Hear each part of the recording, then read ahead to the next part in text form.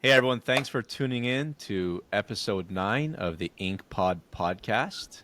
Today's going to be a very exciting episode. We have Aaron Blank from Blue Ridge Screen Products in-house. Yeah. Aaron, thanks for joining, buddy. Hey, my pleasure. So I actually found Aaron through another podcast, The Shirt Show. I don't know if you remember exactly, Aaron, but pandemic hit and I need to get more ink. And I'm like, oh my God, I've spent, 3 years building up my screen business and now I'm going to not be able to get any ink. And I was literally just searching the internet and I saw that really good podcast that you did with the boys over at Shirt Show. I watched both of them, the standard cure, low cure, and the one that was just talking about Monarch. And I just remember I watched it like straight through the night, called you up next morning. I'm like, I need ink. You're like, I got you. And it's been a great journey. You definitely, along with Monarch, gave us a big hand during those tough times. So we appreciate that. But yeah, Aaron, for those of our listeners that have never had the opportunity to meet you before, do you mind just talking a little bit about your history, how you got into the industry, where you're at now? Because you've had some exciting changes in your life as of recently. Yeah. So I was born in a small town in Tennessee. No, Good start. Thanks. This is not a 4-hour podcast. No, so how far back? So let's just say I've been in the ink world for the better part of 30 years. So I started my history in ink back, I'm going to date myself now, back when you used to put addresses on magazines. So I used to work for a company called Domino Amjet. They actually made printers to actually do that. So we actually installed those on stitching machines, and back in the day when a lot of commercial printing was done. Oh, they still exist, Domino printers. I think I've heard that. They do. They've before. actually, yeah, they do. yeah. They transitioned more into the labels than, Yeah. Yeah. So they've actually made some really dynamite digital label printers of mass volume. So yeah, they're really cool machines. So after my stint with Domino, I went and started working with a company called Sensient. So Sensient was Dye-Sub. Okay. So Sensient before, this was before, let's see here, Sawgrass owned the patent to all Dye-Sub, the Dye-Sub process. So any Dye-Sub ink company had to pay royalties to Sawgrass. Wow. So this was going back, so going back into the Dye-Sub world, right at the beginning of Dye-Sub, and or at least commercially viable Dye-Sub. And then after working for Sensient, we actually created a pigmented ink company. So we created the first pigmented ink to go through a Kyocera head. So when it comes to digital pigment ink, I've got a little bit of background on that. So that was actually with a venture capitalist. So our plan there was to basically create this ink company and sell it within 5 years. So after about 3 years, we did exactly what we wanted to do.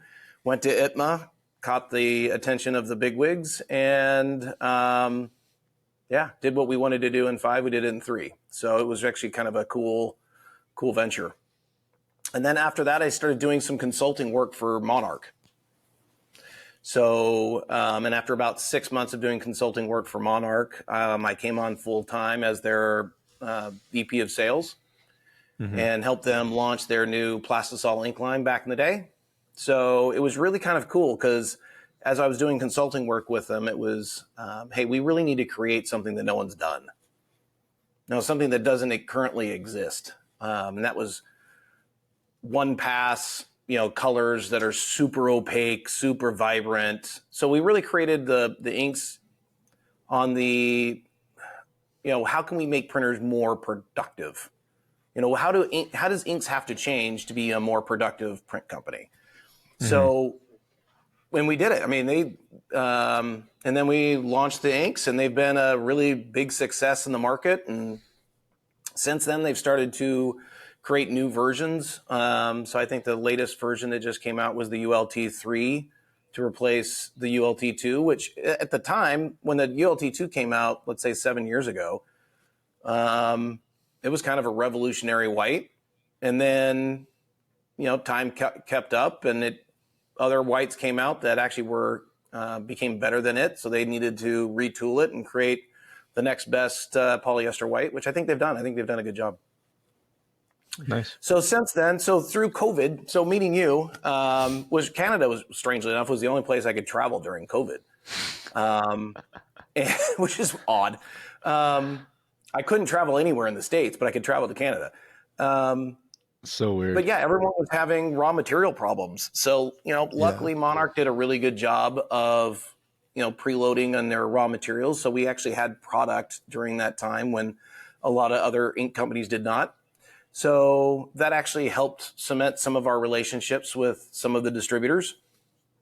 Obviously, traveling with you was really great. And then just through local speaking engagements in North Carolina, Virginia, South Carolina, actually going up to Canada too, it became pretty self-evident that there was a serious lack of education, not in Canada, but in the States there was. So when I started doing a lot of open houses, typically at the end of any talk that I would give, it was, look, screen printing's tough. And if you don't have a partner who has your vested interest at heart and actually wants to see you succeed more than they do themselves and actually knows something about screen printing and actually can help you with your business, then you need to drop that supplier and go find someone who can. Yeah, totally. And it was through that, especially in the United States, through that period, it became pretty self-evident that didn't exist, especially for the non-beginner, right? So if I've got an auto, who's going to help me with that? So when I go from a manual to an auto, who helps me with that transition? Who tells me how the processes are different? Or do I just wing it? And a lot of things you do on a manual, you can't do on an auto.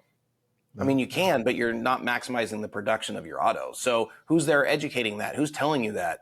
So when your supplier shows up and you ask him a question about, hey, is there any new products coming out? Is there any new whites coming out?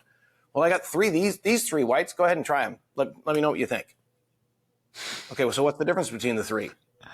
I don't know. Let me know what you think between the three. I don't know what the difference is, but you just try them and let me know. Or the average answer is, I don't know, but a lot of people seem to like that third one. Yeah. I mean, there's really no answer. Or right? wait, was it the second one? I don't. Maybe it was the first one. Remember. Yeah. So it's yeah. It's so so anyway, funny you say that because literally, we sell lots of different categories: embroidery, DTG, DTF, dye sub, laser, all that kind of stuff.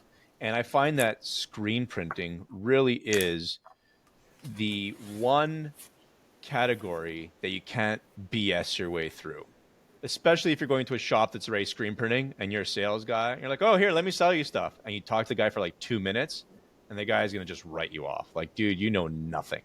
Whereas something like DTG or embroidery, hey, if I sit you down for a day, I could teach you the top 30 things you need to know so that you can go out there and sell it confidently. Screen printing's not like that. It's a different beast. And you'll go years before you ever encounter a problem for the first time.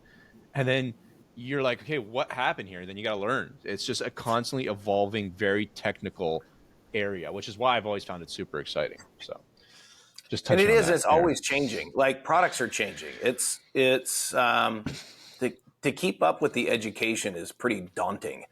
But I think that's where, so after going through enough shops, as the VP of Monarch, when I was writing with distributors pre-COVID, it was most of the time when I would go into shops, very little was I ever talking about ink.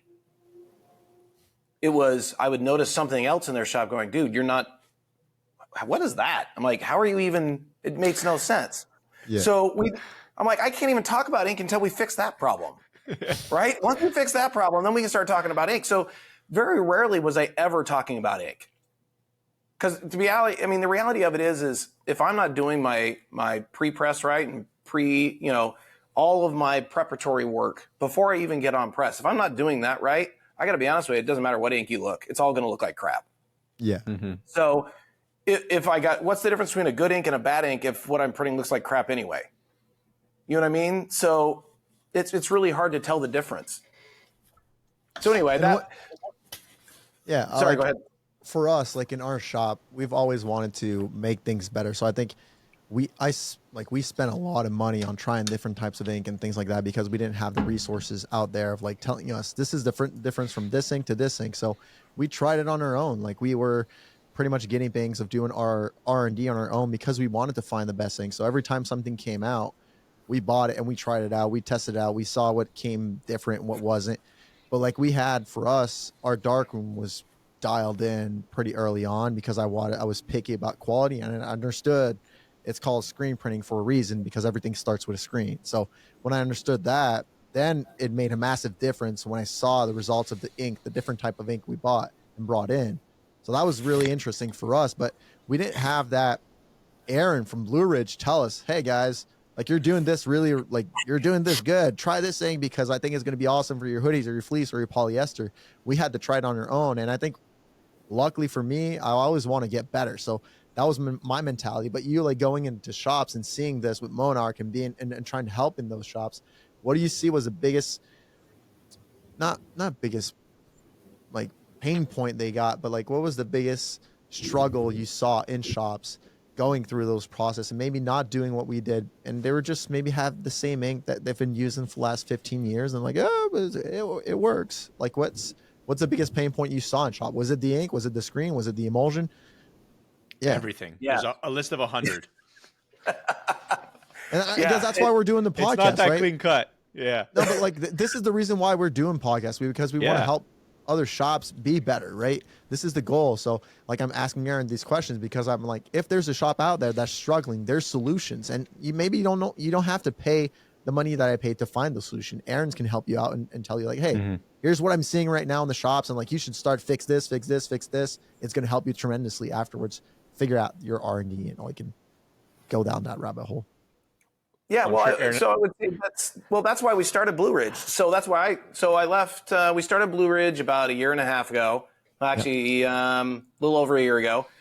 But that's why I started. Is I saw enough of it that eventually I'm like, okay, enough's enough. I'm tired of listening to the pain points of screen printers and really not being able to help them through the full gamut rather than just ink. So I'm like, I really have to do something about that, and that's my whole reason for starting Blue Ridge. I love it. I'm sure there's a bunch of things that we can cover. Might actually be some cool content for this podcast.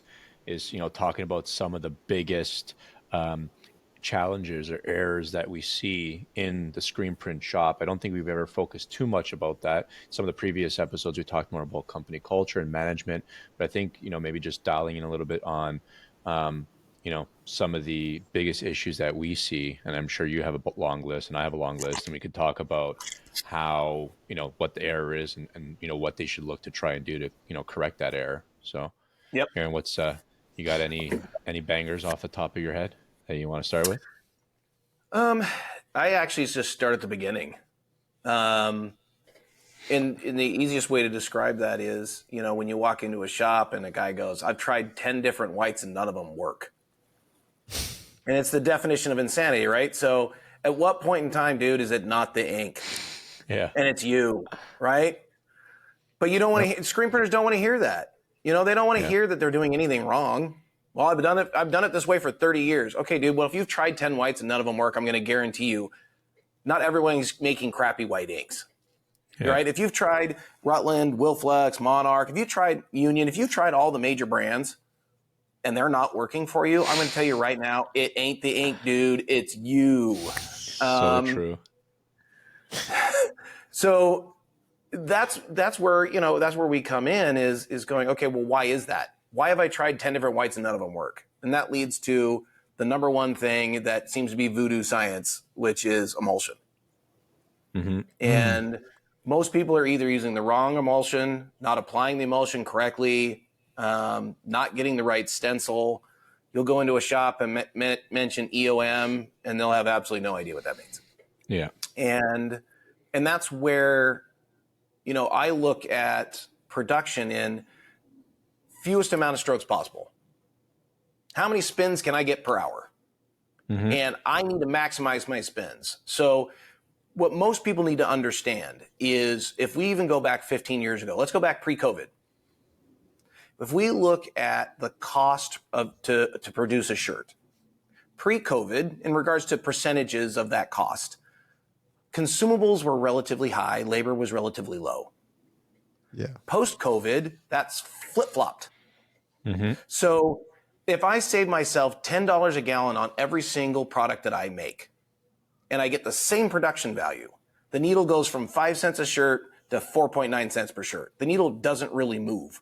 Nope. But if I spent the same amount of money or more money on my consumables, but now got 100 shirts out more an hour, that needle goes from 5 cents a shirt to 3.8 cents a shirt.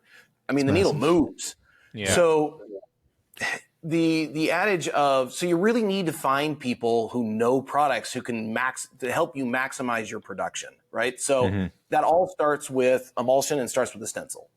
So, if you run your fingernail across your stencil on your screen and your fingernail doesn't catch on your stencil on the print side, you do not have enough emulsion there. Yeah. So that typically starts with a couple of things. Is one, am I using the right emulsion for my application? Mm-hmm. So for those of you who don't know, textile emulsions are 40% solids and above. So 40 to 50% solids is textile. If the emulsion you're using is under 40%, that is not a screen printing / textile emulsion. That is a graphic emulsion. That is not designed for screen printing. But it crept its way into screen printing back 15 years ago when I was trying to save money on consumables. Well, it's cheaper. Well, it is cheaper. But if you think about a graphic emulsion, if you think about graphics, if I'm putting a graphic on a wall, I don't want to feel the graphic. I want it to feel like the wall, right? Yeah. Totally. Well, that's not what you want in screen printing. In screen printing, I actually want to put ink down more than just enough to cover the wall. You know what I mean? So you need something that'll give you a stencil. Yeah. Yeah. And we see that very frequently. I mean, I literally, this was maybe a week ago at a customer who their exposure unit had just broken down, and then they used to be, they had put in fluorescent bulbs. So it wasn't fluorescent before. I think it was metal halide or something like that. They put in the fluorescence, and all of a sudden they're like, oh, my emulsion's not working, because the emulsion that they had didn't work. And then they've been using this emulsion for like 15 years. And then she tells me the emulsion, and it was, I believe it was a Ulano product. I'm like, that's not for screen printing. She's like, what do you mean? She's like, I've been using it forever. I'm like, yeah, but it's not for screen printing. I'm like, it's a graphics emulsion. And then I'm like, what is it called? She's like, oh, I don't know. She said the color. I think it was like red or something. She's like, I'm like, okay, Google it, the name, and you'll see it right on there that it's gonna be a graphics emulsion right away. Graphics emulsion. So she calls me back and she's like, hey, it was a graphics emulsion. I'm like, okay, so this is now gonna solve a bunch of the challenges that you've brought to my attention. She's having a print. This is white. Print, flash, print, flash. She's doing it 3 times to get a good base. That's because she doesn't have a good stencil. So she's cramming the ink by putting more pressure into the garment, right? Which is going to give her that white strike through, which is another problem she always had. It always was peeking in on the other side. And it was just really using just the wrong emulsion, right? And Aaron actually taught me something pretty interesting, which I didn't know. I mean, obviously, he had explained before, the art of screen printing is laying the ink when it lands right on the shirt and not cramming it into the shirt. And it becomes even more important, this is Aaron's knowledge here, when printing on 100% poly, because if you cram the ink into the garment, it creates dye migration routes, and then the anything over 270, the garment starts to the dye reactivates. Yeah, dye reacts, and it goes into the ink, and it changes the color. So if you're printing on a red shirt, you lay it on the white ink, now your print's turning pink. And again, if you don't have the right thickness of stencil, it just turns into a massive amount of issues that you can never fix, right? So true. Oh, for sure. It completely compounds all your issues. 100%. And that's the name of the game, right? Is, okay, let's get our stencil right. So then, okay, well, what emulsion do I use? Right? Not all emulsions are created equal. So you've got 2-part emulsions. I mean, we can do an entire podcast just on emulsions. We're going to save that for Keith Perkins from Sati. Perfect. Yeah. The biggest thing to know is you just need to work. If your supplier that you currently have cannot tell you the difference between one emulsion and another, and based on the printing style and fabrics that you print on, cannot provide you the correct emulsion, find a new supplier. It's that important. I mean, it's that vitally important. I mean, if you don't have that right, nothing else will work right. You will struggle in the other processes like there's no tomorrow. Like the number one question I always get is how to get a good white. I'm going to tell you right now, it's not hard. If you're using the right emulsion and you're putting down and having the right stencil, you will have a good white. But if you're trying to shortcut it, if I'm only putting, one, you know how many shops I go into that are still only putting one coat of emulsion on one side of the screen? With the sharp side of the squeegee. With the sharp side of the squeegee. I mean, it's mind-blowing. It's anyway. What do you think is the reason why they're doing that? Is it for faster exposure? Is it easier to do? Like what's going through their mindset when they're doing that? Like, do you have those questions? Do you ask them like, why are you doing that? What's the response? Because that's the way they've always done it. So that's the answer. That's the way that they learned. You know, they put so little emulsion. But then here's a problem. So we see a lot of shops, like you said, doing one and one with a sharp side of squeegee. But then, literally, I'm not over exaggerating. I've seen this in a lot of shops. Picture that you have this. This is your image, right? It's like a 4x4. They literally put masking tape on the entire back of the screen, the entire screen. I think I have pictures on my phone. I gotta find it. And I'm like, the first time I saw it, I'm like, what is this? Why are you doing this? They're like, oh, we always do that. We have to tape around the whole image. I'm like, but why? And they're like, because if not, then we get pinholes. I'm like, And this is when I first started getting to it. I'm like, that's interesting. I wonder why they get pinholes. And then at that time, I forget, I spoke to someone. It might have been Aaron. I'm like, hey, this entire oh, no, it was Chris Tanner from M&R. I'm like, hey, why are they taping off the entire back of the screen? He's like, they're not putting a thick of enough stencil, so it's causing the pinholes. So again, when I went back to them, they were using a graphics emulsion, using 1-in-1. So yeah, it works, right? But not really. And think of the labor that went into that, right? Insane, literally to tape off and then to take it off. And with the adhesive, it was nuts.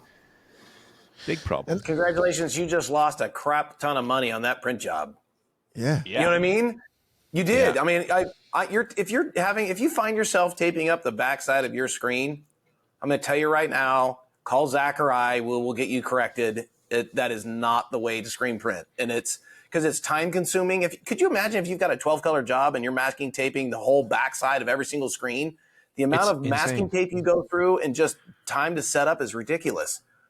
And it hurts the screens too. You have that adhesive that's, it starts to damage the screens. But there's no way that you should have pinholes or breakdowns whenever you're printing plastisol.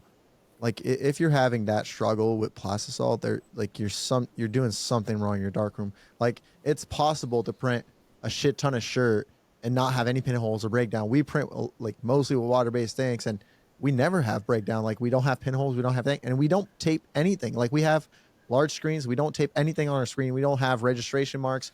We don't have the only thing we put on our screens is the color up top, but our screens are so big that our squeegee's never hitting that. So we don't tape our screens at all. We don't tape the bottom. We don't tape the sides. And I started screen printing that I was taping my screens everywhere because I was scared I was going to break down, pinholes. And then I went into the darkroom. I understood how it worked. But then you get into a rabbit hole of like, okay, I'm buying this emulsion. It has 50% solids. This one has 52. This one has 47. This one has 45. I'm doing a 1/2 coat, but my EOM is completely different on all of them. Like when you read into a solids of emulsion and you understand the percentage, emulsion is made with water and solid content. So the lower the solids, the more water there's in the emulsion. So if you put a really nice coat on your screen and it looks really nice and thick when you're putting it to dry, if there's only 40% solids in it, it's going to shrink 60% because your water is going to evaporate. If you have 52% of solids, like we run on most of our emulsion because we do a lot of water-based inks and discharge, so we want it to be really solid, we're going to do a 1/1 because we run water-based inks. If I was doing plastisol, we'd run a 2/2 because we want a thicker EOM. We're running 13% because it's water-based ink. So if you have a plastisol shop, don't run 13% and try to match what I'm doing. It's completely different. Like we can't compare apples to apples. Yeah. But it depends with the solids you have in your emulsion. And if you buy a different emulsion, you're going to have to test it out and see what works for you with that emulsion. Yeah. Dude, there's even more to it than that. So this is I get this question all the time. They're like, okay, well, how much, how should I apply the emulsion? Yeah. Well, it depends. Depends on what emulsion you're using. Depends on what the viscosity of your emulsion. Depends on what the solids are. What mesh. I mean, there's so much to it, right? So again, that is where you rely on your supplier to be able to come back to you and go, hey, for the correct emulsion for your job and for what you're printing on your mesh counts is this emulsion. This is how you apply it to get the correct EOM that you're looking for. And I'm going to tell you right now, as a screen printer, the greatest training tool is an EOM meter or a film thickness gauge. They are great training tools, especially if I'm putting the emulsion on manually, because it's all muscle memory. So how do I know the correct speed at which I'm applying the emulsion? That's going to give me the correct film thickness that I need. And the only way I'm going to do that is do enough repetition at a certain way, keep measuring those with the EOM meter until I get it nailed. And then once I've got it nailed, now I'm in it, right? I've got that figured out. Or buy an autocoder. Or buy an autocoder, because that really cheats. Well, that's what we did, right? I'm going to tell you right now, the autocoder is awesome. Yeah. That's what we did in our shop. Like I had one person that was really, really good at coding screens, and he left. He wanted to do something else. He was with the company for 7 years. And at that point I was like, oh my gosh, all right, what am I going to do? And I just decided to buy an autocoder. It was like simpler. Now everybody can go in a dark room and code screens. And I know I'm getting the same EOM on all my mesh that I want. And like everything's dialed in for each mesh and what we're doing. But yeah, like if you're starting, you're not there. So you're probably going to be the only person doing the emulsion, and you're going to do it on your own, and you're going to write down the data because you're going to buy EOM meter, just like Aaron says. This is the first step.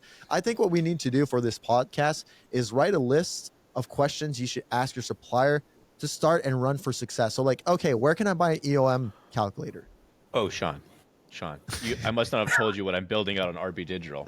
Listen to this. We're probably going to try and finish by end of March. I got Dave from Print Simple who's going to bang this out for us. So we have a list of criteria. You know that sheet that we gave out to everyone that attended the class? Yes. So basically, by answering those questions, we can decide what type of emulsion is best for the customer, right? And there was like, I don't know, Aaron, maybe like 15 questions on there. You know, what type of bulb, what type of screen printing you're doing, everything, what type of meshes. So basically, we're going to create a system that it'll be like the RB emulsion selector wizard, you know, and you just answer these questions, and then it's going to spit out, hey, from our entire collection, any of these 5 emulsions will work for you. So that's a little tool that we're going to build out, because, you know, I got 16 sales guys across the country. To get every single sales guy to know exactly, now it's easier just to put up his phone and be like, okay, this. Okay, these are the 3 that you could use, period. It's really good. Aaron's That's really excited. good. Yeah, he's like, I want that on Blue Ridge. I want that on Blue Ridge. I think all suppliers should have that. And I mean, like for me as a shop owner, the things I think it's the most important if you're starting screen printing to own in your shop is an EOM calculator, a donut probe for your oven, an exposure calculator for your exposure system to dial it in. And for me, I'm really big on it, a tension meter to measure the tension of your screen, to know when you need to swap them out, to not look at your jobs and be like, why can't I align this, and spend 3 hours trying to align a job and think it's your off contact or your speed of the squeegee. No, it's just a tension in your screen. It's that simple. So those are the 4 things I would buy up front to go and be successful for screen printing. And like you were talking about ink earlier, about how it's, there's 10 whites are not working. Like for us, at one point we got a new oven, like a super nice rock channel oven. And when we first got that oven, I was like, I'm putting that at 350. It's going to be beautiful. I bought 4 types of white because they were all cracking and peeling. I was like, what's happening with the whites? I don't get it. I was so confident in the oven that I didn't think I needed a donut probe. So after 4 whites, I was like, all right, what's happening? It's not working. It's probably not the inks, because I've bought 4 companies. They all say they're good. I go on forums. Everybody's like thrives and say that this is the best one. So I was like, okay, what am I doing wrong? I bought a donut probe. I was curing at 265, even if my oven was at 350. I was like, well, no shit. Like my ink is dry, but it's not, like I'm not curing it. So the problem is not the ink. It's me. I should have bought that donut probe when I first started the business. It would have been the best $850 investment I've ever done. Like totally. do you see a lot of shops not having a donut probe? Yes, and I mean, just for our users to understand what a donut probe is. First of all, I feel like it should be mandatory when you buy a dryer, like legally, you have to buy a donut probe because it's insane. You're literally rolling the dice and hoping that your 10,000 piece job's not going to wash out for 850 bucks. So for our users that don't know, essentially a donut probe, people are trying to use those infrared guns. That doesn't work. Worthless. Worthless. Yeah. I'm going to tell you right now, anybody who has an infrared gun, it's worthless. Well, Unless it's great to measure testing the heat like for the heat press. the heat for the heat press. Yeah, it's great for that's that. it. That's it. about It's it. great for that. But if you're trying to tell, even if you're trying to, well, it's coming out of the oven at 360. What the hell does that mean? Yeah. Right? Yeah. I'm telling you, it's not 360 degrees. Yeah. So to summarize for the listeners, basically you print the ink, you lay the the probe into the actual ink itself, and you run it through the dryer, and it essentially is going to map out your dryer. Okay, and then you need to find out from your ink supplier, hey, what is the temperature I need to hit, and what is the dwell time? So if you're using a standard cure ink and it's 320, well, you had to get to 320. And I mean, Aaron, what's the Vivid one? I don't remember. Is it 15 seconds? Vivid's 320. Yeah. No, but how many seconds? 30-second dwell time? How big of a hole do we want to go down? So it depends on the fabric. So I love this. If you're on polyester, right, it's going to be 35 to 45 seconds. If you're on a blend, it's going to be 45 to 55 seconds. If you're on a heavyweight cotton, it could be all the way up to a minute. Yep. No one's dialing in that much. Okay, so we're dialing in. We test the hoodies, poly, and cotton because it's completely different. So we set our oven different temperatures for those. Well, yeah, you should have recipes. Yeah. And that's the thing. If you don't probe it, right, you can create those recipes. You can save those in the dryer, and then you're kind of done. Okay, for poly jobs, I'm going to hit poly. For blends, I'm going to hit blend. For cotton, I'm going to hit cotton. And it is what it is, right? Because you've already donut probed it. You've already got all the settings set. Yeah, and the crazy thing that I've seen, people are like, oh, I'm not going to buy a donut probe. I'm just going to find out my buddy who's got the same dryer. But you can get two dryers that are pretty much brand new, and they're going to map differently. And I've even seen sometimes seasonality, believe it or not, or there's dead spots in one side of the dryer. You know what I mean? So if you don't get this, it's like the 21-step exposure calculator. Same thing. If you don't run that, you're rolling the dice. So when I talk to my clients and like, oh yeah, my supplier just said like 15 seconds. I'm like, how does he know the humidity in your environment, what type of exposure unit, the bulb life of that exposure unit? Is it dying? Is it on the way out? Is it a little weaker? You know what I mean? The thickness of the stencil you're applying. Like, it's the stupidest answer. So when customers ask me how long, I refuse to answer it. I say, I'm doing a disservice telling you how many seconds to expose your screen. I just think it's ridiculous. Yeah. And it comes to the same thing with this. I think it's so important.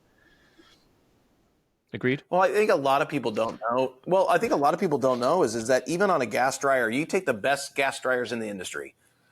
Mm-hmm. The left side and the right side are going to be two completely different temperatures, which most people don't know. Most people think, well, if I have it set at 280, the oven's set at 280 or 320. It's not. The left side or the right side, and it, again, depends. One's going to be about 10 degrees cooler than the other. Yeah. And if you haven't changed your filters out in a while, it could be even more than that. So the reality of it is unless you have a donut probe, you are literally guessing.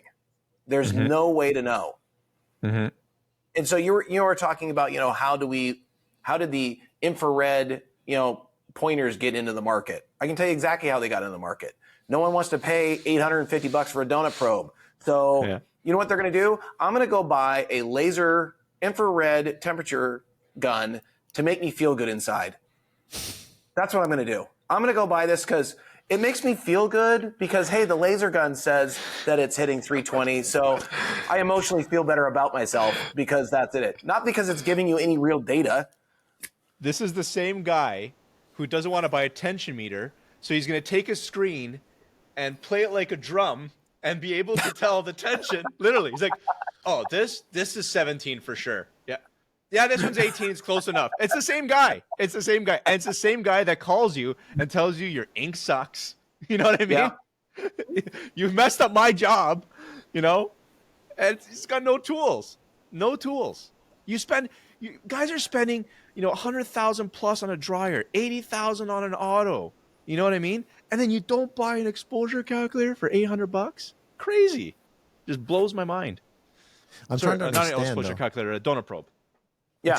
I'm trying to understand though, like how is the industry going to change? Because like hearing you guys talk, you see this a lot, right? You see it happen in a lot of shops, and how are we going to help shop owners like understand that this is your way to success is having these tools? Like if I'm a chef and I don't have a chef's knife, how am I going to cook? Like I'm going to use my hands. Like how am I going to surface it? Karate chop. Like in my mind, it's the same thing. Like these tools are my knives, and I started and I didn't have those tools, right? And it to go sleep at night, I heat pressed all my shirts at the right cure temperature for 10 seconds because I wanted to be sure that they weren't going to peel off or fade or crack, right? And when I got that rock tunnel, I was like, we're done heat pressing everything. Oh, amazing. And then I ran 4 types of ink, and then I had nightmares. I was like, I just spent so much money on a tunnel. And what the problem wasn't tunnel. I just didn't understand how to set it up. My small Vastex oven before was great too. I just didn't know how to use it, right? Because I didn't buy that $850 just to test it out. I would have saved so much money not having to pay somebody heat press everything afterwards because of that. I was just, I didn't know, right? So my biggest question is like, how are we going to help shop owners understand is that this is your chef's knife. This is the tools for you to be able to cook. Like, it's not the screens, it's not the ink, it's not the squeegees. It's those 4 tools are mandatory for you to be successful. Like, So that's already helped changing. us. It's, here's the thing. It was much more difficult. Like, let's say 20 years ago, you wanted to learn how to screen print. What would you do? You would talk to another guy that knows how to screen print and learn from him. The transfer of knowledge was so difficult. You look at things now like these podcasts and Instagram. There's a bunch of guys I'm constantly reposting. One of them's, I'm actually going to get him on here. Streetwear Official, I believe. He does these really cool videos, right? Educating people. So the resources are there now that anyone getting into this can learn. If you don't, it's because you're being lazy or you don't care. But it's out there. There's so many podcasts, classes. We just did that class. Made Lab does their class. Stampin' Air does a class. I'm sure Aaron's doing classes. So there's classes now. There's seminars. There's YouTube. There's T-shirt forums. The information's out there. It's so much easier. Now, again, like Aaron mentioned, it all comes down to your dealer. Like, do you know how many? I guarantee you, 70% of, people are going to buy a press. They're like, hey, I want to buy a press. I want to get into screen print. The guy's like, okay, cool. Here's a press. Here's a dryer. It's like, okay, now what? You figure out everything else? Like, sometimes I'll get quotes from customers like, oh, this is what the other guy told me. I'm like, okay, do you have a dip tank? No. Do you have you got some screens? It's like screens, dryer, flash, and a press. That's it, right? So for me, like, I've built out templates of like, hey, and it's a long list of items. And I always tell them, like, don't freak out when I send it to you. We'll hop on a call so I can walk you through. Because there's like 80 line items. And then I have a highlighted, like, these are luxuries. You don't need this, but it's good to have. And that way they know, okay, this is mandatory. This I'm going to get to when I have some more cash. And you educate them on every single thing. Because in the beginning, they're like, no, I'm not buying this stuff, right? And it's not has nothing to do with hard selling. It's me saying, hey, here's your roadmap to success in what I think you need. If you can only afford 60% of it, great. But keep this sheet. You know that once you've paid off whatever your debts, your loans, and you're ready to invest a little more, these are the next things you have to bring on, right? Yeah. And I think it's very important to kind of outline that for the customer. It takes time. For me to put a quote there with a $12 piece of tape, you don't want to do that. And head office, when they process the orders, they're like, Zach, why does your order have like 75 line items? This is crazy. It's easier just to put 4, right? Yeah. But I think that's all part of the experience in setting up your customers for success. Wouldn't you agree, Aaron? I do, but I think there's a lot more to it than that. So as weird as this sounds, we have more information at our fingertips than we've ever had before, but less knowledge. As weird as that sounds, we have information, but very little knowledge. Yep. So it's, even though there's a lot out there, who do I actually listen to? Because I'm going to tell you right now, there's more bad information on the internet than there's good. Yep. And That's true. if you follow a certain people in certain groups, they can lead you down to the road of destruction pretty quick, and to the point where you're completely messed up. But I will say there is a changing of the guard. So historically in screen printing, if I had a screen printer down the road, I'm not helping him at all. It is, hey, I had to go through the mud and crawl through the mud and had to struggle with screen printing for years before I figured out the last thing I'm going to do is give you the cheat code to success. And I think that is old mentality. The new mentality, which is I would say anybody who is probably under 50 in screen printing, is we all understand that we all have different niches. And we really don't compete against each other very often. We really don't. It might be a job or two, but for the most part, we all have our own niche. So therefore, because we all have our own niche, you're really not a competitor. So why not help a brother out and help him be better in his craft? And I think that part of our industry is awesome right now. I think it's going to continue to grow, and I think we're going to continue to see more and more out there. But to that end, you really have to have a business partner, right? So Zach, you're not going to run a business, or Sean, you're not going to run a business without a business coach. Yep. So who's your screen printing coach? Yeah. Because every application's different. Every niche market's different. I can't teach a guy who does solid color printing the same way I teach a guy who does halftone printing. Very different print techniques. Yep.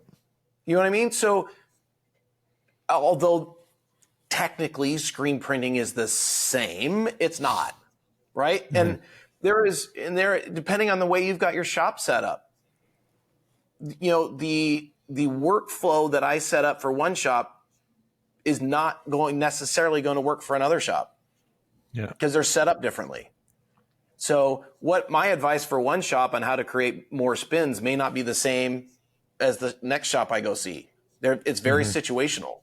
So it's really, that's the part of screen printing that's tough, because it is an art. Yeah. And because it's an art form that, the shirt just happens to be the canvas in which we're putting our art. Okay. Picasso is very different than Monet. They print very differently. And they paint very differently. So, but their art is still amazing. So to say that there's only one way to skin a cat is not really the correct answer. But again, without that print coach, how do I know how to do it right? And I think there's a lot of things that in what you said that are completely true, but there's maybe a base that you could use that everybody could listen to and maybe not agree on it, but there's a base of things that if you have proper tension, good emulsion, good EOM, good screens, like you're setting up for success. After that, I'm not going to tell you which ink, because there's ink out there that print quicker. There's some that need to print slower. There's some that need more pressure. That I can't teach that. And it's going to be like a shop to shop basis, right? But at least if you have good tension, good EOM, good screen, like that, I think everybody should have that same knowledge, same space that everybody could share. 100%. That's eliminating variables. Exactly. Right. So if we think about it this way, if I'm trying to replicate art in the most consistent way possible, the only way I can do that is the KISS method and to eliminate as many variables as I can. So if I'm ensuring that I'm having the correct stencil, if I'm using correct mesh, if I'm ensuring that through my EOM meter that I'm putting on the correct stencil, that I'm exposing my screens the correct way because I've used an exposure calculator. And if you don't know how to use an exposure calculator, call your print coach up and have him walk you through how to do an exposure calculator, because depending on where you're at in the country, you may have to do that 4 times a year because humidities are different, temperatures are different. There's all kinds of different variables.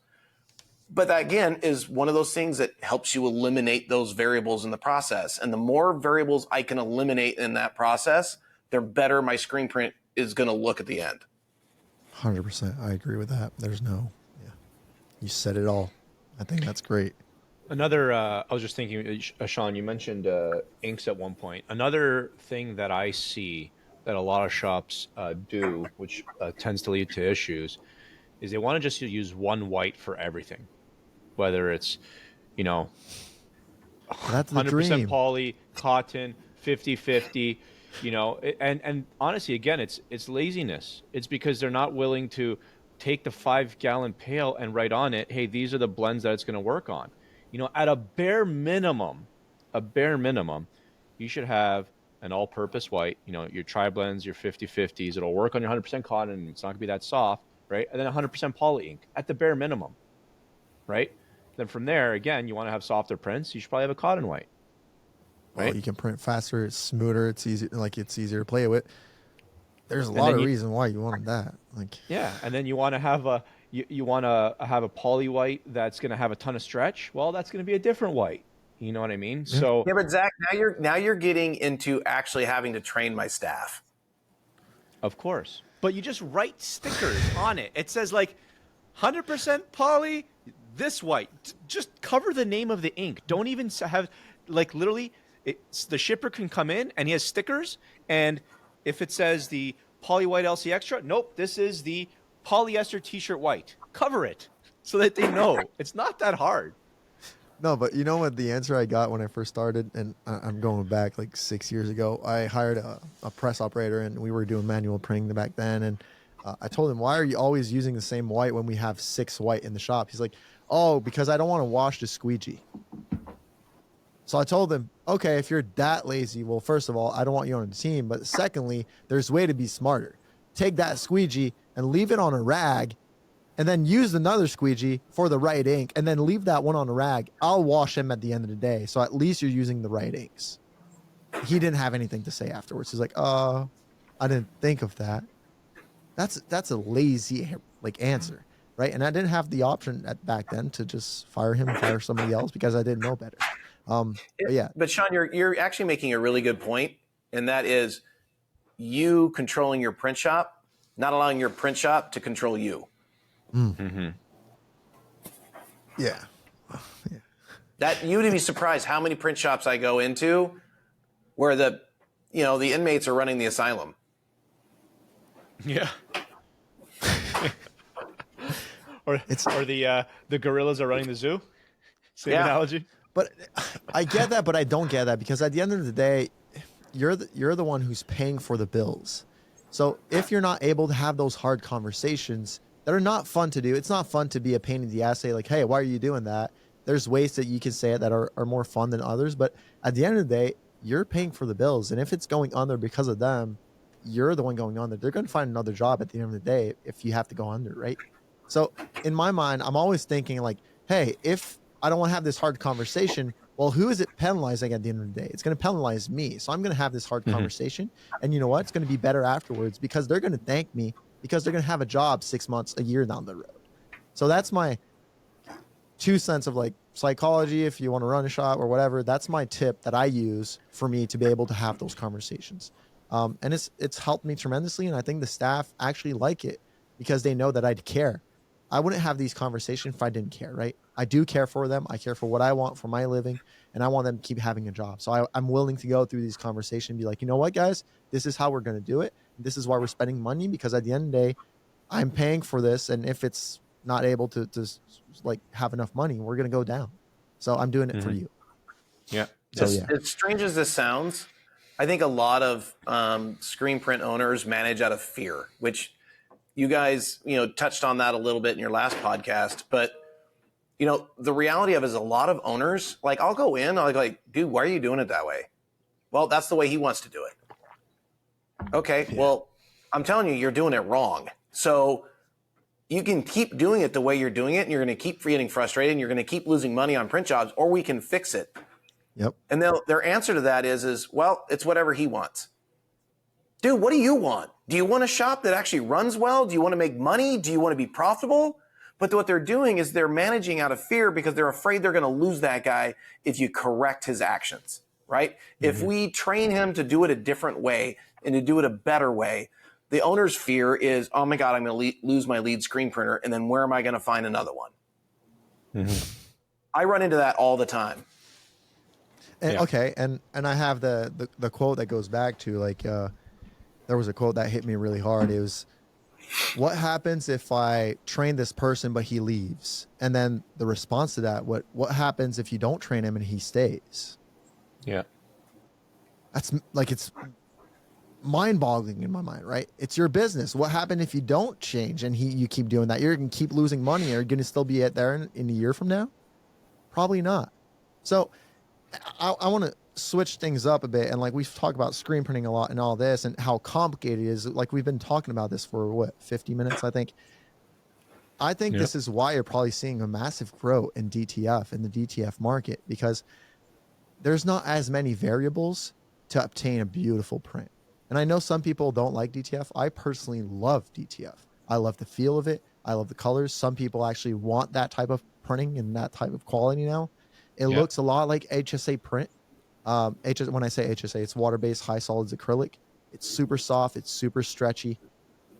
What do you guys think about DTF? I know, Aaron, I think you've got now the exclusivity to sell Mimaki. You're a dealer now. So, and like we got our Mimaki. What do you guys think of DTF? How it's enabled shop owners like me to be more profitable? Yeah, what's your 2 cents on that? We always go back to DTF, but I like it, right? I mean, that's what's popping right now in the market, right? I mean, I want to give you an example of a scenario that literally happened yesterday. You know, I had a client. He's had the Chinese DTF machine for quite some time. He's having some issues, and he started having some head crashes. He's backed up on work, and literally, he's like, "Dude, I need a machine ASAP." I sent him the contract. I took the deposit. I literally had an entire DTF set up at his place within 45 minutes of getting the contract. Literally. Like, I left the office, drove up there, and the truck was pretty much behind me. It was that quick. And the guy's up and running, you know? And this kind of talks about the versatility of DTF. You know, Yeah. you want to get into screen printing, you got to plan months in advance. You have to have space. You have to have skilled labor. DTF, it's like, hey, put in the garage, you're up and running. Hey, now you could compete with, custom ink. You know what I mean? Like, you could literally, with no overhead, start pumping volume right away.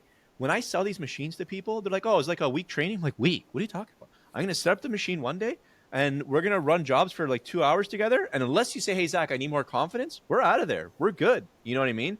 It's the barrier to entry is gone, right? The learning curve is gone. The knowledge, like screen printing, we're talking about this. We see shops 30 years, they don't know how to screen print. DTF, it's not that tricky. You just got to make sure that your supplier has good ink, film, powder, excellent profiles. They provide that to you.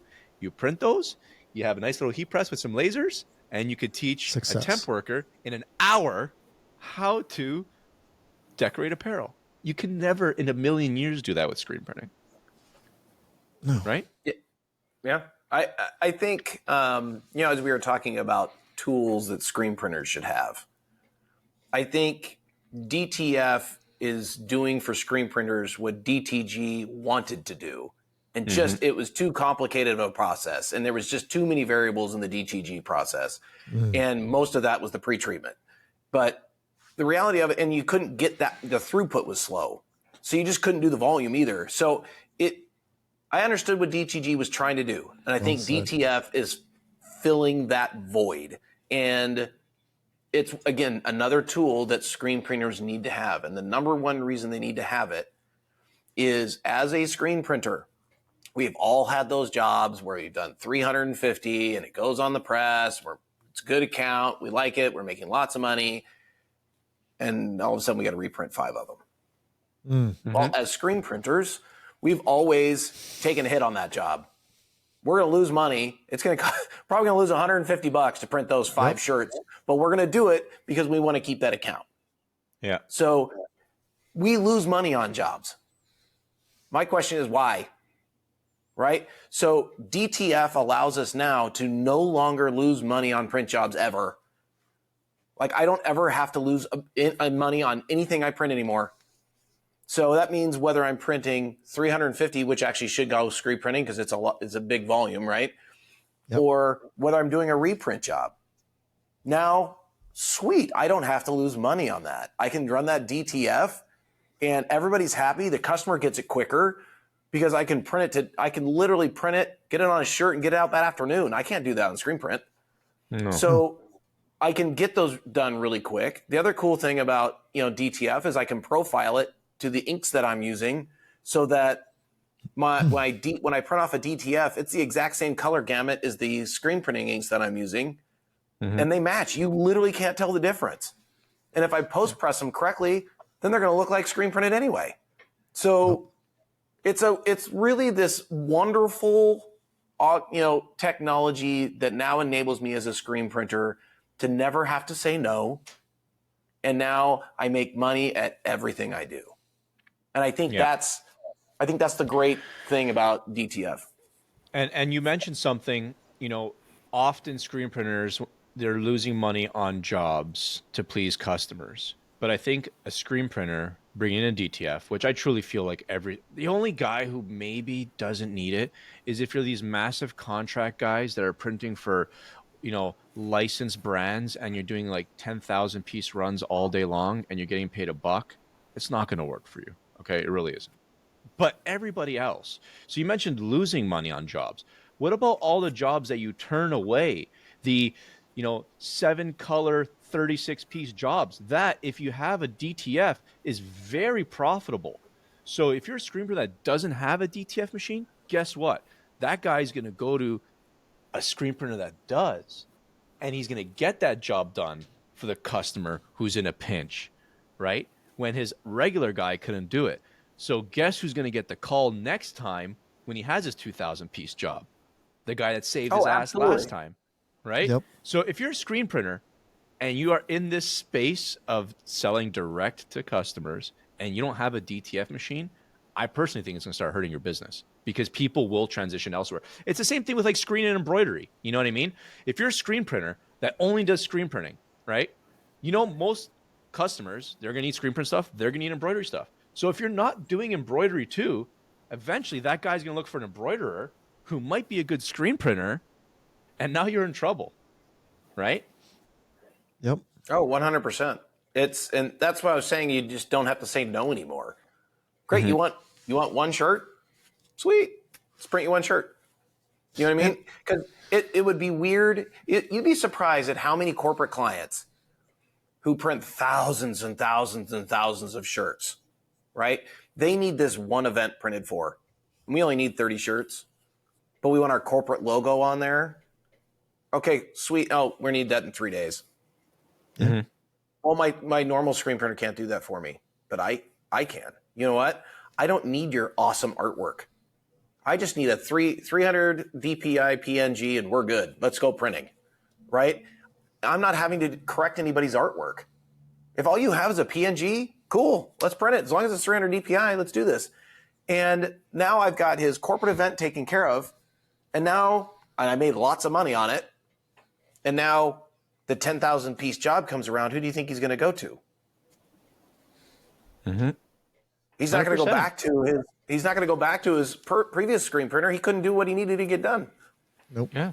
And you're talking about turnaround times. So as you know, Sean, he's pivoted heavily into POD and he's running Print Simple as the engine. Like, Sean, let's say it's midday, okay? And I saw some of the newer updates that just rolled out. So let's say it's like noon, okay? And a job comes in at noon. How quickly are you getting that out?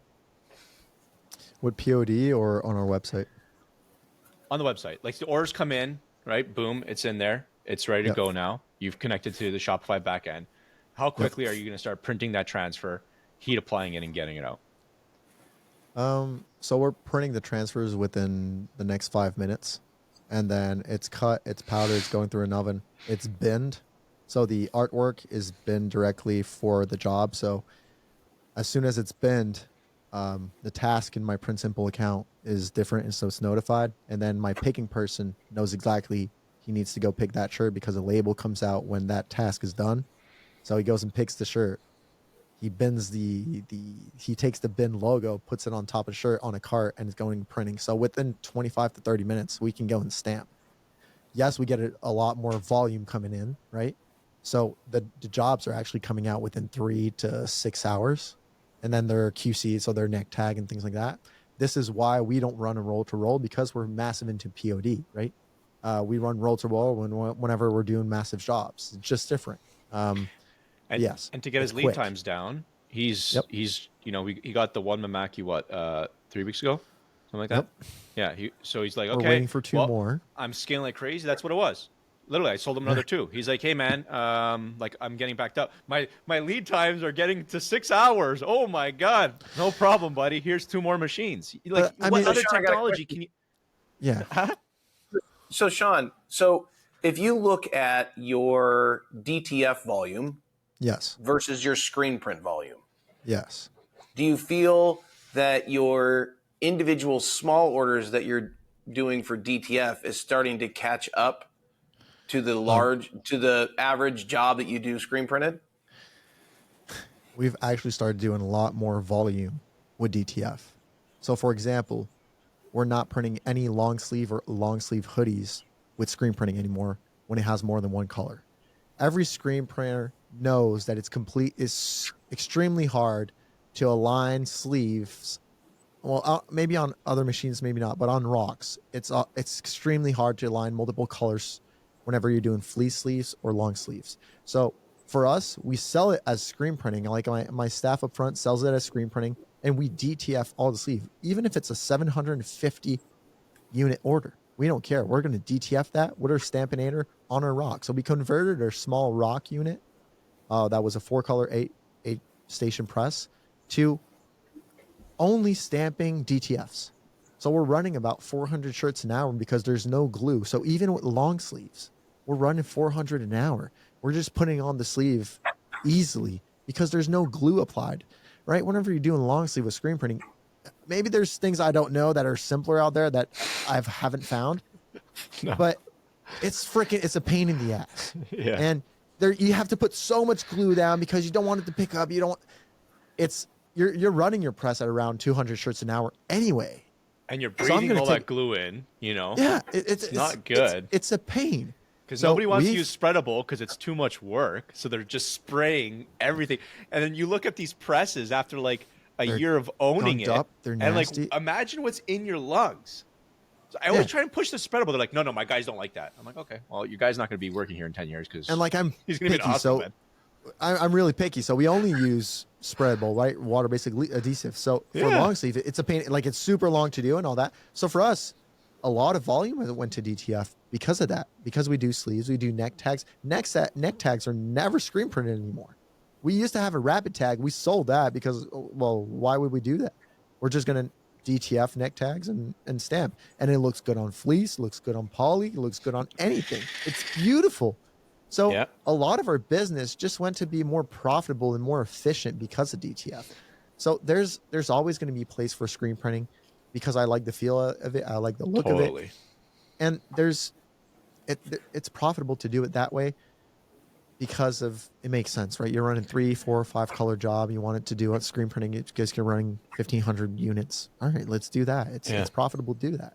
But it enabled us in our shop to raise our minimums per unit of what we're doing. So anything under 72 units, doesn't matter the color, we're doing with DTF. Anything over 72 units that has less than 4 colors, it's done with screen printing. If it has more than 4 colors, you need to order 288 units for me to print it with screen printing. Because why am I going to do that? Set up, flash. Like we have an 8-color press. We don't have an oval that has 30 press around it and 30 colors.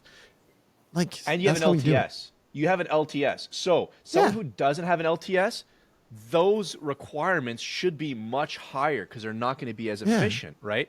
I mean, Aaron, my buddy Jesse from Avid Apparel, we just did the big class. He literally bought them a Mimaki DTF and a 4-station rotary press. And now he's starting to do some prints, but the reason he bought it was to do inside neck tags on fleece. He's got Smart. 3 rapid tags running, and he used to print manually the transfers, and he literally bought this massive automatic rotary press and the Mimaki just to solve that pain point. So yes, Aaron, to Aaron's answer like, I know, back those questions. this is why I realized I cannot only sell screen print goods and services. I needed direct to film. Does this answer the question you were asking, Aaron? Like in our shop, like what we do, it changed massively. Like we we were able to take one of our automatic press that costs a lot of money, simply convert it to DTF transfers. Just Yeah, to the be reason more why I asked efficient. that. Yeah, the reason why I asked that question is I think a lot of screen printers have that question in their mind, going not only why do I need to do DTF, but then where's the break off?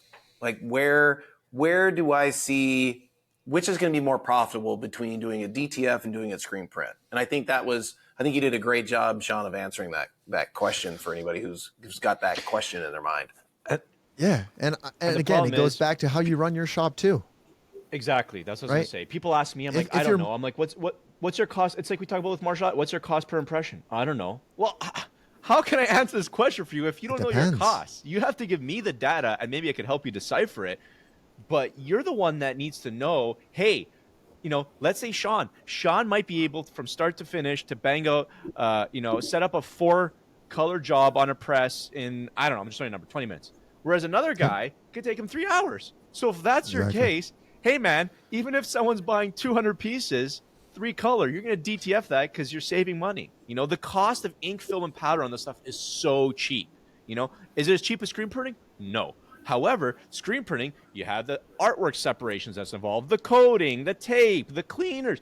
You add all this stuff. And unless it's a higher run job, it's actually cheaper for DTF. And Aaron, one thing that you mentioned, this is doing what DTG was supposed to do. I agree. But one of the biggest challenges with DTG was a couple of them.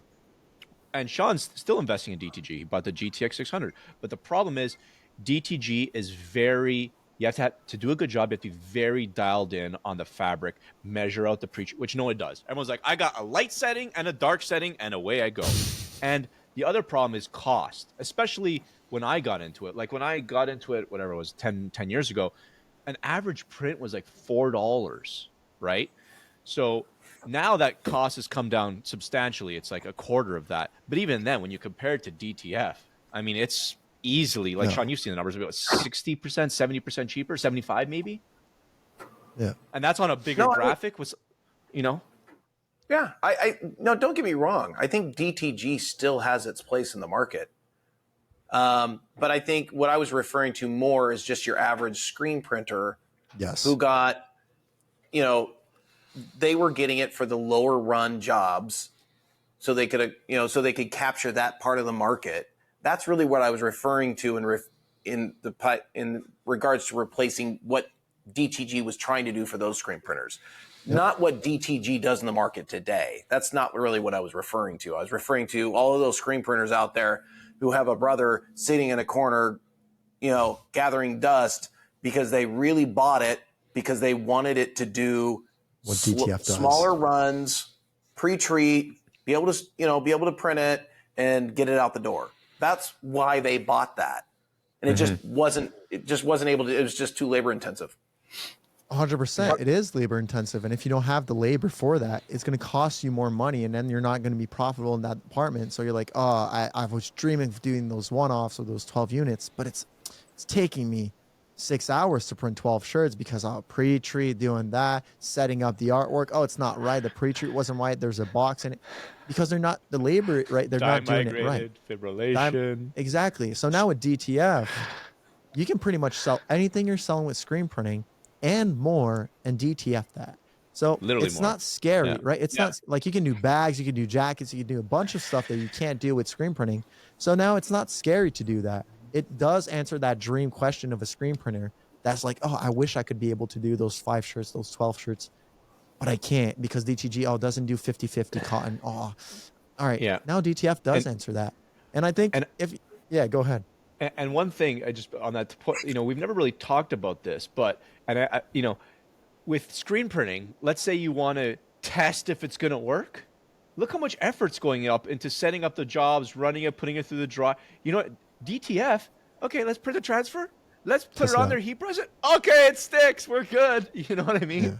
It's like, so now even for sampling, like Sean, I'm sure you have clients now that are just, here's a big job. They want to test one. Hey, just order that one sample. You can't do that with screen.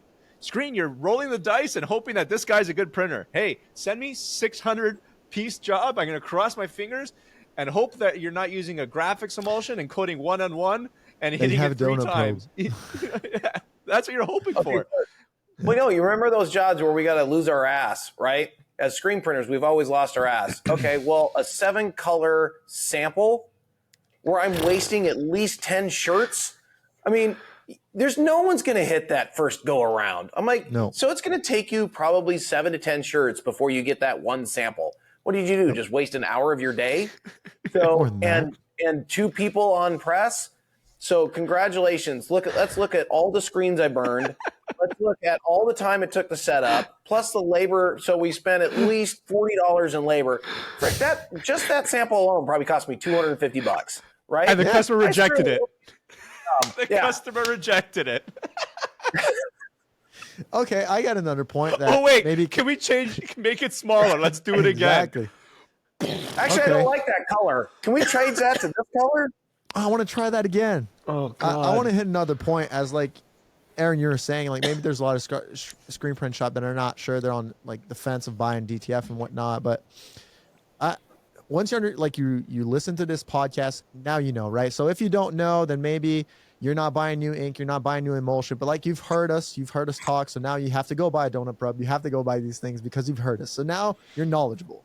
If you own a screen print shop, you're on the fence of buying a DTF machine, go on the internet and just look DTF transfers. There's probably going to be 100 companies that just popped in the last year that you can test out. So if you have a job that's under 24 units, please don't screen print that. Just go buy transfers for the next 6 months. Buy transfers and heat press them and see how profitable you are. And if it's profitable, go buy a DTF machine. Why do you think the manual sales of screen printing presses are literally dead? Because you're crazy. You are crazy if you're going to print a 36-piece job in your house, spending, dude, I've sold manual setups for 50 G's. You look at everything, the dip tanks, the printers, color mixing, it gets expensive. I'm talking 50,000 Canadian, 40,000 US. To have a nice, really nice manual setup, fully loaded, that's what it is. You'll never make that money back buying transfers, and never mind your time, right? The time that you're spending. Instead of you stressing out, trying to figure out how to do this 300-piece job on this fabric you've never done before, just buy the transfer and spend your time selling. Whereas where you make money selling. Yep. But you know where there's going to be a boom? I'm telling you, on these manual presses all of a sudden? When the Stampinator comes out. The manual Stampinator. The manual Stampinator is going to, all these presses that are sitting in the corner doing nothing. We saw Jeff do it 400 units per hour alone on the manual Stampinator. One guy by himself, right? So even buying that carousel. Yep. Even buying that, these massive automatic rotating, like the ones I sell. If you got the manual press already, you're better off just adding the Stampinator. 100%. Right? And it does such a good job. It's when I saw that, I'm like, beautiful. Dude, you came out with this at just the right time. And I had a client, I think I mentioned before, Pink Grasshopper, and he had basically said like a year and a half ago, hey, I want to have a manual Stampinator. I told Jeff, I'm like, hey, he's looking for a manual Stampinator. I think it's a really cool idea. But it was for screen printing. But like, he's literally released it at the perfect time, and his sales are going to take off not for screen printing. It's me guys buying the manual Stampinators for the DTF machines. So Aaron, a word of advice. Go on Kijiji. Or no, you guys don't have Kijiji in the States, do you? What do you have? Facebook Marketplace? Facebook Marketplace. Go on Facebook or Craigslist, right? That's where the Craigslist killer came from.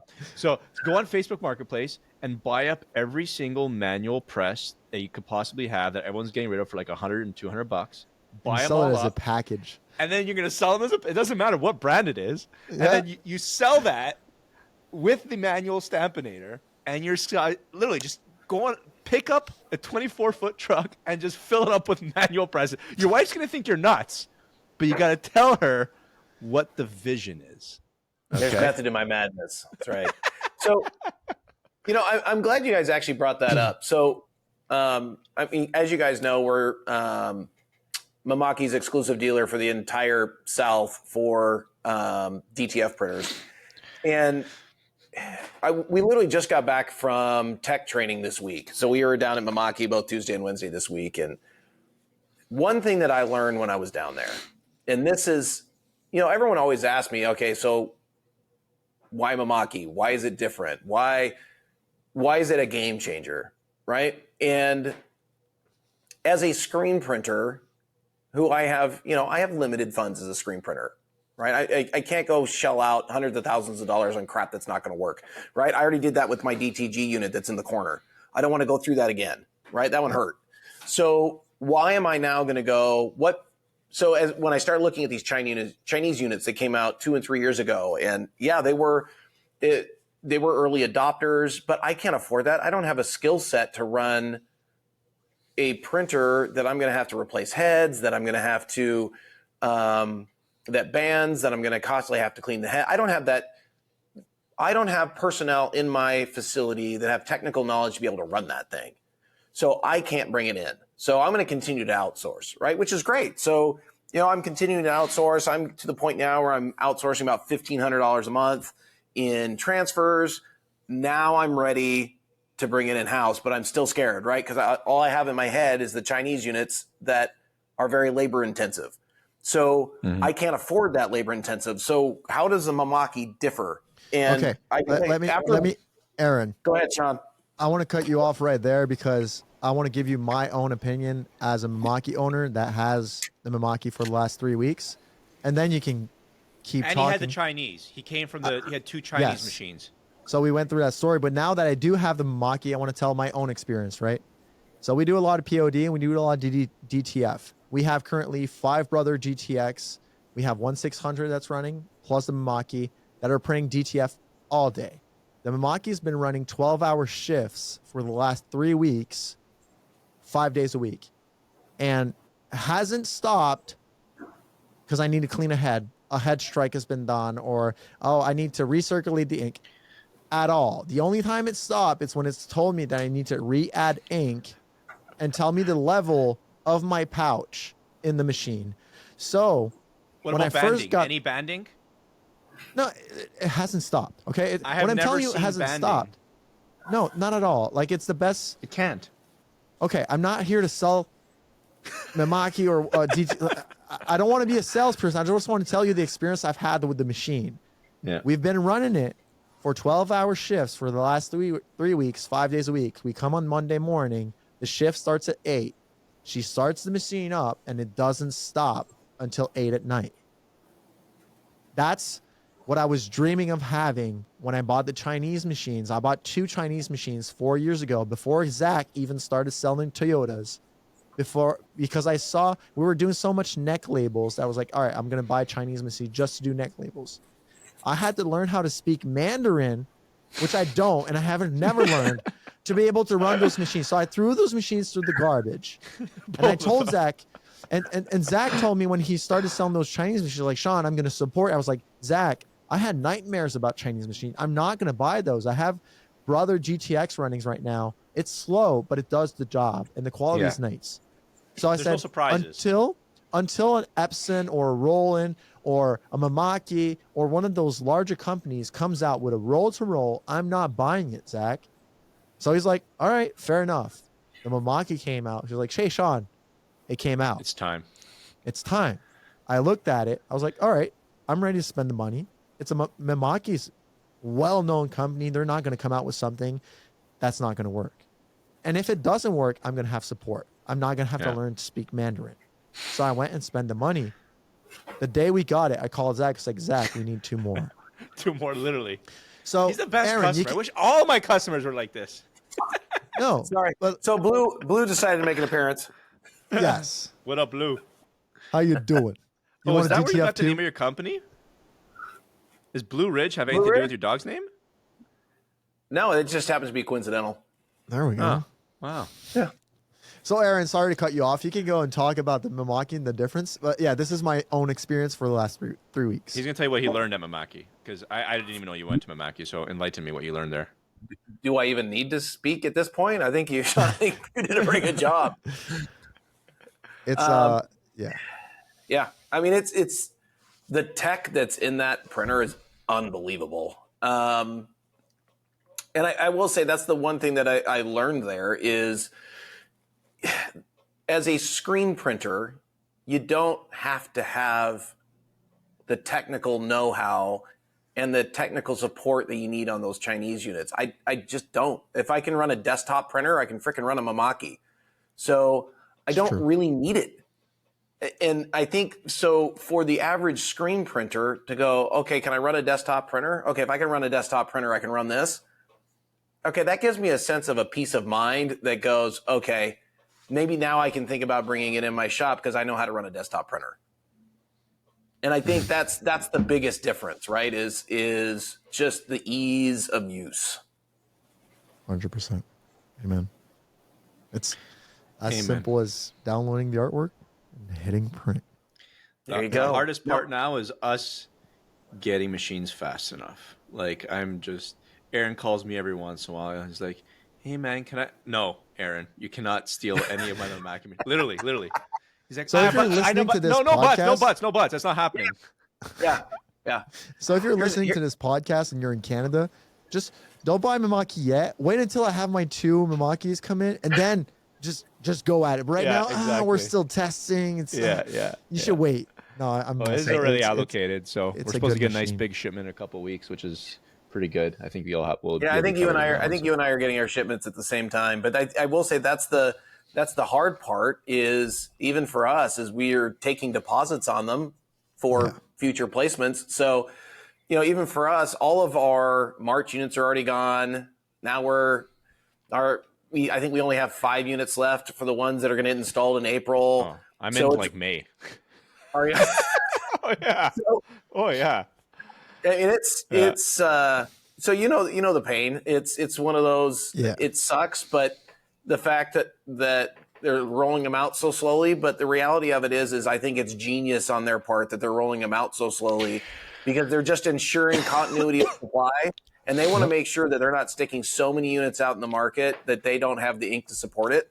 So I think it's really smart on their part to just make sure, hey, we need to make sure that we have enough consumable supplies behind it to make sure that we can support it when it gets out in the field. I mean, I wouldn't say that it's I think they're being semi-cautious, but I definitely wouldn't say it's slowly. Like they're pumping some real numbers, but the market demand is like way higher than what they could produce right now, right? So, I know that they're really trying to ramp up production now, but yeah, I mean, in the beginning, it was like, hey, if I don't think textile decoration of this sense, with Mimaki's kind of new. Yeah, they have the dice up and that kind of stuff, but I don't think, and a lot of people, like even dealers, like when you said you were going to get into this, I said, Aaron, whatever projection you think you're going to do in ink, film, and powder, like multiply it by 4 or 5, because the amount of times I have to air freight stuff in because I'm blowing out, and we're bringing in containers nonstop, it's insane.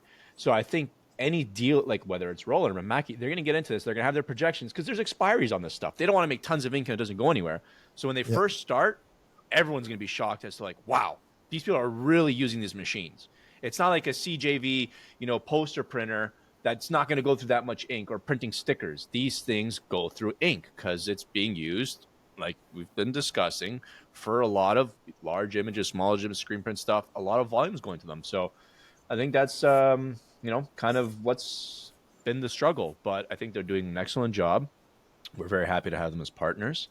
And I'm sure you are, Aaron. It's good your buddy up in Canada poked you. Your buddy up in Canada said, hey, Aaron, hey, listen, I think you need to pick up Mimaki. He did. And I don't regret it. And neither will our customers. But what I meant by slowly, what I meant by that is, yeah, I need 30 units this month, but I'm only getting 15, right? Yeah, so exactly. That's what I meant by that. So, again, I think they're doing right by the consumer and not letting the distributors drive the market and go, well, let's pump as many out there as we humanly possibly can in the next 6 months. They're just ensuring that they're putting enough in place that they can support. I just think that's smart on their part. So 100% agree. And I got a hard stop here in a couple of minutes, so I just wanted to bring up. We're out of here. I wanted to bring up one more thing. Take care. Sayonara. I want to bring up one more thing on DTF on special. One of the coolest things that's coming out is special effects films. Yeah. Dude, they are cool. So one of the things that all screen printers have always asked me is reflective ink. Like everybody in screen printing has been trying to do reflective ink. It's a pain. It's a pain in the ass. It sucks. It never looks good. It's not as reflective as you want it to be. So one of the cool films that we literally just got these to test on, and they're awesome. the reflective film is exactly what you want it to be. So when I transfer the reflective, it actually looks reflective. It actually looks the way I want it to look. I was showing Sean right before this podcast. Like crazy. we've been looking for good special effects for like it's been almost 9 months, right? And this last round of tests we did, they were excellent. And we have like a gold, a silver, reflective, glow in the dark, glitter. I think that's it, right? Those are the I think that's six. it. Yeah, I think that's all the ones I Yeah. got. Yeah. And they look awesome. I sent Sean a picture and he's like, wow, this is really cool. So like they took an image and part of it was like the full reflective. Sean, they would make it that like the negative space. So certain Yep. parts of the image would be the reflective. It looked crazy. I'm gonna send you a picture of it, Aaron. It was really, It's really cool. insane. And then you can be It is really cool. creative with the market you want to go and get with that. Like, especially for us with print on demand, you showed that earlier. I was like, oh man, you can offer that premium pricing because the film is going to be more expensive, but like you sell as a premium for your print on demand client, then that's something that they didn't have before. Printful, Printify, they don't have that. So now you can have that and offer that to your clients. That's massive. I'd have a Mimaki running those things. That'd be insane. Yeah. But yeah, that's Especially just guys my who are mind. trying to create their own brand and create their own Exactly. printable brand wear. Dude, Yep. you can do so much that where before when if I wanted to create my own brand, I had to go get a manual. And to be honest with you, my brand image would suck until I learned how to screen print. Yep. But now I could just print all kinds of cool stuff, especially now that you've got glitter transfer. Who the hell wants to screen print glitter? I mean, it's horrible. So, Oh God. I mean, now that I am able to do all this DTF, dude, it's awesome. I mean, Yep. I agree. awesome.